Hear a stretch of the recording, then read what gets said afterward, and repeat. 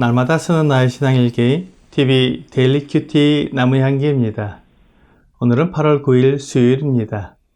오늘 함께 묵상할 성경 본문은 창세기 49장 1절에서 12절입니다. 야곱이 그 아들들을 불러 이르되 너희는 모이라. 너희가 후일에 당할 일을 내가 너희에게 이르리라. 너희는 모여 들으라. 야곱의 아들들아 너희 아버지 이스라엘에게 들을지어다.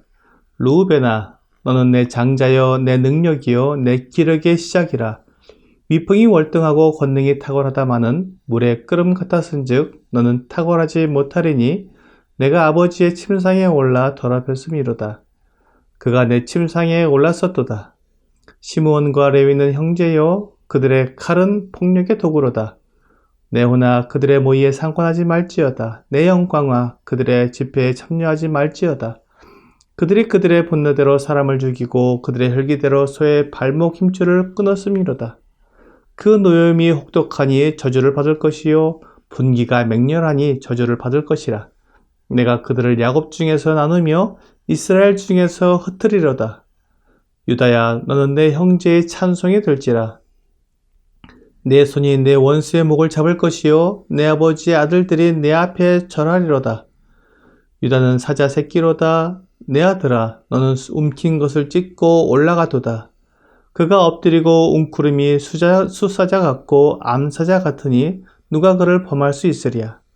규가 유다를 떠나지 아니하며 통치자의 지팡이가 그 발 사이에서 떠나지 아니하기를 실로가 오시기까지 이르리니 그에게 모든 백성이 복종하리로다.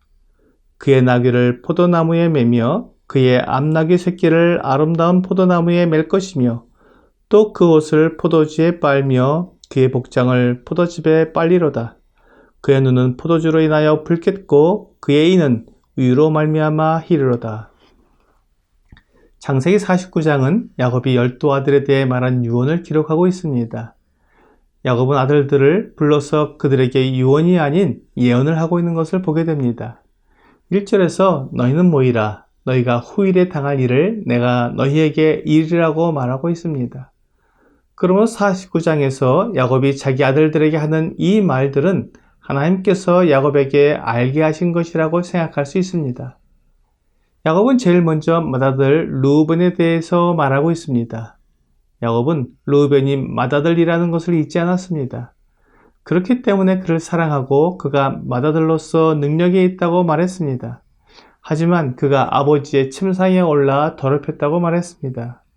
이것은 창세기 35장 22절에서 이스라엘이 그 땅에 거주할 때 르우벤이 가서 그 아버지의 첩 비라와 동침함에 이스라엘이 이를 들었더라는 내용처럼 르우벤이 비라와 동침한 것을 야곱이 잊지 않고 기억하고 있었던 것입니다. 르우벤의 이런 행동은 매우 경솔하고 아버지를 모욕하는 것으로 결코 일어나서는 안 되는 것이었습니다. 이 일로 르우벤 지파는 맏아들로서의 탁월함을 나타내지 못하게 되었습니다. 오히려 11번째 아들인 요셉 지파가 르우벤 지파보다 더 탁월한 맏아들 역할을 하게 되었습니다. 그 다음은 시므온과 레위인데 그들에 대해서는 처음부터 매우 강한 어조로 나무라고 있습니다. 시므온과 레위의 칼은 폭력의 도구라고 말하고 있습니다. 야곱이 밧다아람에서 가나안으로 돌아올 때 세겜에서 딸 디나가 그곳 주장 세겜에게 강간을 당했습니다. 이 일에 대해 시므온과 레위가 세겜을 속이고 그 성 남자들이 모두 할례를 받았을 때 칼을 차고 들어가 살육한 일을 기억한 것입니다. 그들은 하나님의 뜻대로 그 일을 해결하지 않고 자기들의 혈기대로 사람들을 죽였습니다. 그 일로 인해 그들의 지파는 저주를 받아 이스라엘 가운데 흩어지게 된다고 말했습니다. 가나안 땅을 정복한 후에 시므온 지파는 유다 지파의 한가운데 있는 땅을 기업으로 받게 되었습니다.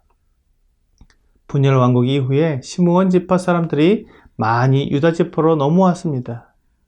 레위 지파는 가나안 땅에서 그들의 기업을 갖지 못하고 다른 지파들에 흩어져 있는 도성들만 소유했습니다. 그들은 모세 때 우상 숭배에 반대하였으므로 시므온처럼 사라져버리는 일은 당하지 않았습니다. 앞에 세 아들들과는 달리 유다는 매우 긍정적인 예언을 받았습니다. 유다는 형제들의 찬송이 되고 형제들이 그에게 절하고 사자이며 규와 지팡이가 떠나지 않고 그에게 모든 백성이 복종하게 된다고 했습니다. 이는 유다가 왕이 되는 것을 말하고 있습니다. 하지만 이 일은 그 당시로부터 640년이 지난 다윗 왕 때에 비로소 이루어졌습니다. 그리고 야곱은 실로가 오시기까지라는 말을 했습니다. 여기에서 실로는 하나님께서 사람들에게 약속해 주신 메시아, 즉 구원자를 가리키는 말로 볼 수 있습니다. 우리는 그분이 하나님의 아들 예수 그리스도이심을 알고 있습니다. 하나님께서 아브라함과 하와의 범죄 후에 처음부터 약속해 주신 구원자, 여자의 후손으로 오시는 메시아를 야곱도 기다리고 있었던 것입니다. 이것은 믿음의 사람들이 가지고 있었던 공통적인 기다림입니다. 예수님이 태어나실 때까지 많은 선지자들이 메시아의 탄생을 기다렸습니다. 그리고 예수님이 태어나셨을 때 그분의 탄생을 기다리던 목자들과 멀리 동방의 박사들이 예수님께 경배하러 왔던 것을 복음서를 통해 알 수 있습니다. 동방에서 온 박사들로 인해 이스라엘의 많은 율법사들이 메시아가 오신다는 것을 알고 있었지만 기다리지는 않았던 것을 알 수 있습니다. 그들은 성경을 읽을 때 메시아가 오신다고 약속되어 있는 것을 알고 있었을 뿐이었습니다. 오늘날 우리는 예수님께서 세상을 떠나실 때 제자들에게 다시 오신다고 약속해 주신 것을 알고 있습니다. 예수님은 분명히 다시 오십니다. 그러나 예수님이 다시 오심을 기다리는 사람들도 있고 또 예수님이 다시 오신다고 약속하신 것을 알고는 있지만 기다리지는 않는 사람들이 있습니다. 오늘의 적용 질문을 보겠습니다. 나는 예수님이 다시 오신다는 약속을 믿고 기다리고 있습니까? 하나님은 구약 시대에는 메시아가 오신다는 약속을 해주셨습니다. 그래서 이스라엘 사람들은 오실 메시아를 기다렸습니다. 그리고 때가 찼을 때 예수 그리스도께서 사람의 몸을 입고 여자의 후손으로 태어나셨습니다. 예수님은 이 세상에서의 모든 사역을 다 마치시고 하늘로 승천하실 때 다시 오실 것을 약속해 주셨습니다. 구약시대의 이스라엘 백성들이 메시아를 기다린 것처럼 예수 그리스도를 믿는 그리스도인들은 다시 오실 예수 그리스도를 기다립니다. 예수 그리스도의 다시 오심을 기다리는 것은 기독교 신앙의 가장 중요한 요소 중 하나입니다. 오늘 예수님께서 다시 오셔서 우리를 데려가신다고 하신 약속을 믿음으로 자신을 지켜 세속에 물들지 않고 정결한 처녀처럼 그리스도의 신부로서 그리스도 오심을 기다리는 여러분과 제가 되기를 주 예수님의 이름으로 기도합니다.